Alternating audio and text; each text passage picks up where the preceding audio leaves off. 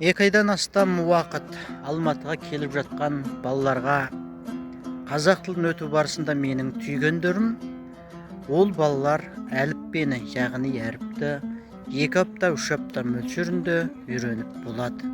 Одан кейінгі енді бір мәселе өз ойын анық, ашық жеткізу. Олар сөйлейін десе де, ішіндегі сөздік қоры, сөз қоймасы тапшылық жасайды. Ал сөздік қор қалай жиналады?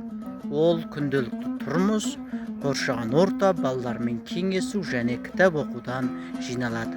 1-2 ай оған тапшылық етеді. Сондықтан жалғасты көп сөйлеу, көп оқу, көп тыңдау қажет. Сол үшін де біз оларды асықтыруға тиіс емеспіз. Бұл тарапта қандай кеңес, қызмет өтеу қажет болса, бізбен хабарласуды ұмытпаңыздар. Біз сіздер үшін жүйелі, жан-жақтылы қызмет өтуге даярмыз. Қазақ әдебиеті, қазақ тілі, қазақ тарихы қажет болса, бізбен хабарласыңыздар.